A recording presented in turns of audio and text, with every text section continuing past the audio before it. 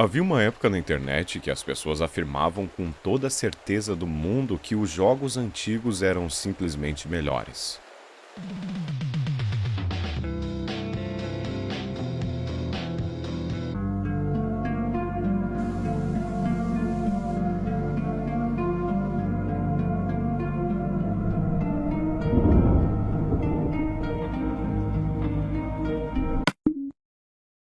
Acho que hoje em dia todo mundo já está ciente que isso pode ser falsa nostalgia, um sentimento que faz o seu cérebro pensar que as memórias antigas eram melhores do que realmente foram, quando na realidade você não aguentaria jogar 5 minutos da maioria dos jogos favoritos da sua infância, porque a realidade é que a jogabilidade é toda fodida, o bagulho rodava a 15 FPS, os NPCs tinham a mesma cara e o mesmo dublador.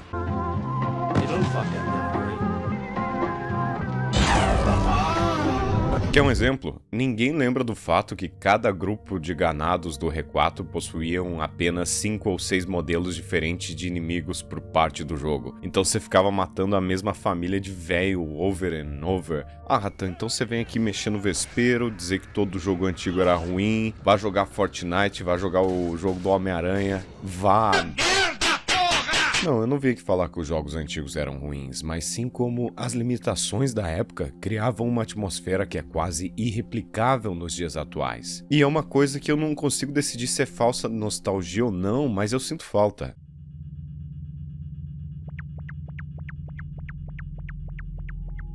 Ou seja, a falta de recursos acabava criando mundos que possuíam uma estética tão única que, nos dias atuais, tem desenvolvedores focados totalmente em tentar trazê-la de volta. É o caso, por exemplo, da Puppet Combo, Sheila's Art, First to Phantom, onde você tem toda aquela ambientação voltada a emular jogos de PlayStation 1 e 2.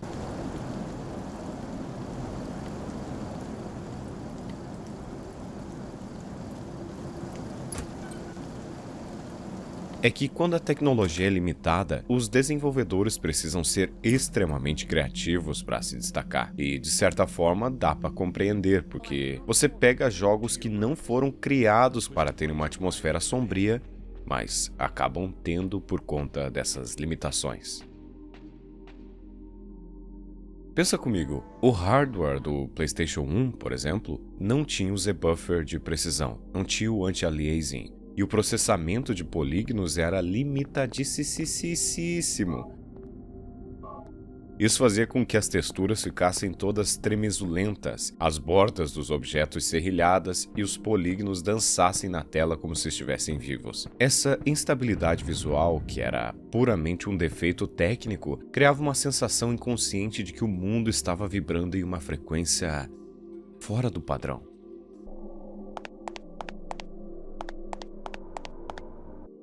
É como se a realidade dentro do jogo estivesse sendo emulada em um mundo que é familiar, mas estranha ao mesmo tempo.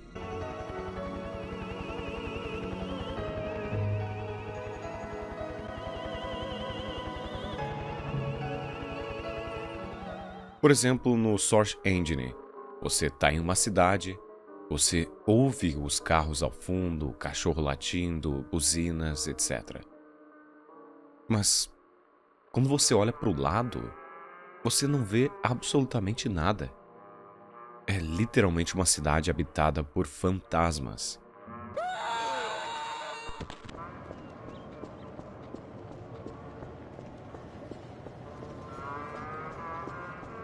E isso causa uma sensação simplesmente perturbadora.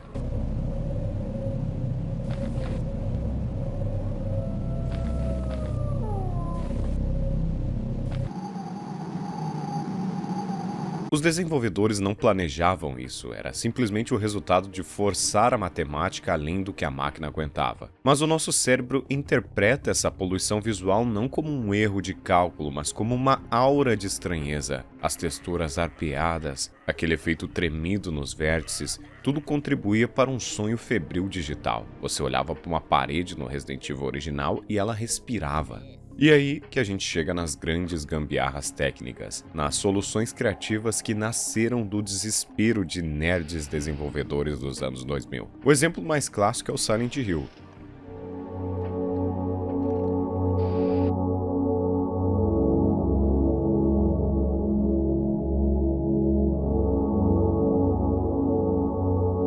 Todo mundo ama aquela névoa bonitinha te perseguindo. Aquela atmosfera opressiva onde você não enxerga 2 metros à sua frente.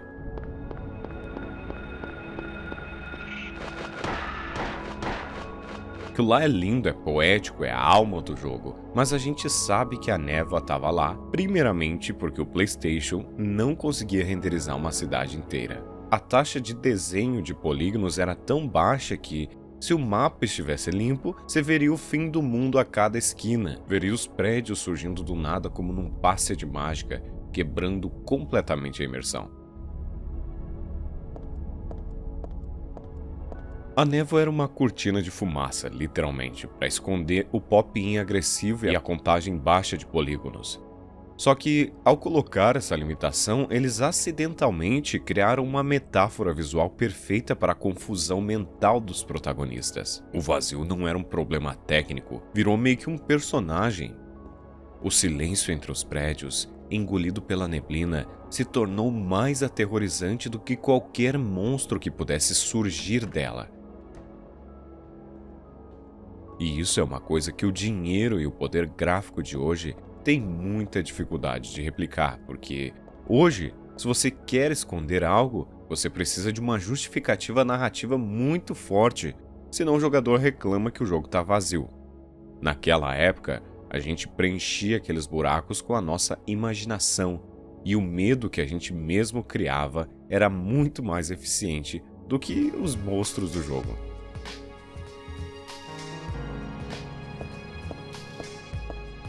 E essa questão do vazio nos leva a um ponto crucial: o Vale da Estranheza.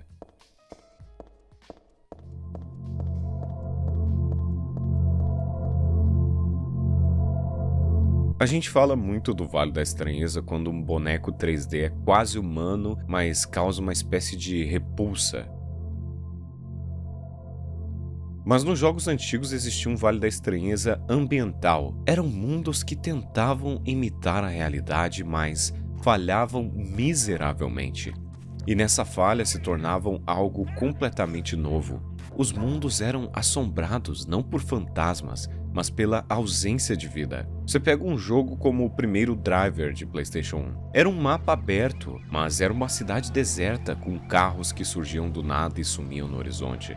Não tinha pedestres, as texturas dos prédios eram chapadas e repetitivas, e aquilo era profundamente desconfortável. Era como dirigir por uma maquete no limbo, ou pegar os RPGs de PlayStation 2 como Shadow of the Colossus. O vazio ali era intencional e artístico, mas ele só foi possível porque a equipe soube usar a limitação ao seu favor.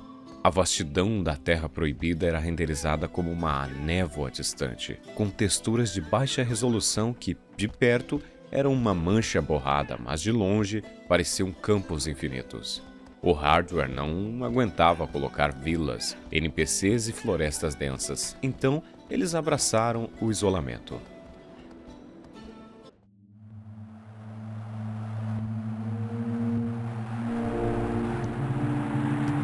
Mas pensa nos jogos que não eram para ser vazios. Pensa nos jogos de esporte, nos simuladores. Os estádios lotados eram uma massa disforme de pixels coloridos, uma arquibancada de vultos. A torcida gritava, mas você não via um único rosto nitidamente.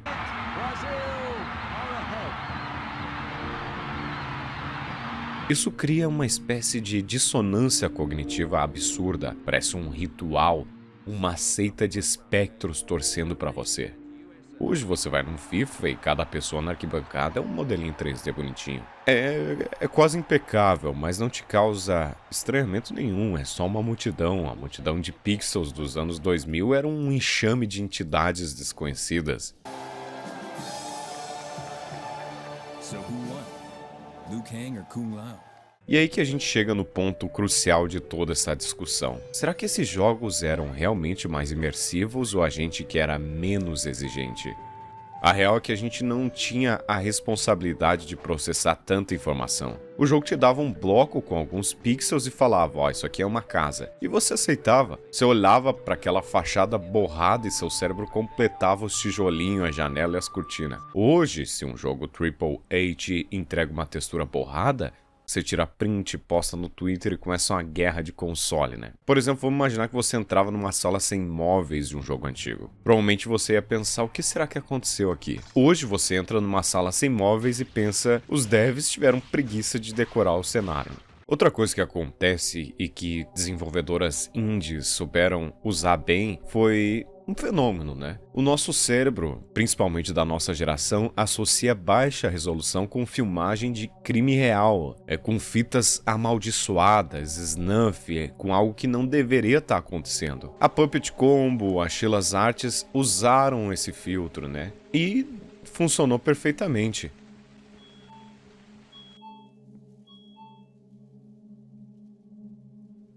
A jogabilidade também mudou muito, né? Quando um zumbi cambaleante, que também era todo travado e duro, vinha na sua direção, você ficava com desespero porque você sabia que as ferramentas de locomoção eram tão precárias quanto as dele. Era uma briga justa de desengonçados. Hoje, se um jogo te deixa lento, você quer dar dash, dar rolamento, dar slide, a gente não tem mais paciência para virar um corpo lentamente enquanto o perigo se aproxima. Mas naquela época, virar lento era um puro terror, você ouvia o som, apertava o botão e o personagem não se movia da forma que você queria. É tipo um pesadelo onde você quer correr ou dar soco, mas seus membros não respondem direito, sabe? E sabe qual que é a ironia final? A indústria indie está aí vendendo milhões justamente tentando replicar essa sensação de limitação. Mas o que antes era uma necessidade, hoje virou meio que um filtro estético. A gente busca ativamente o desconforto do passado porque o presente é limpo demais,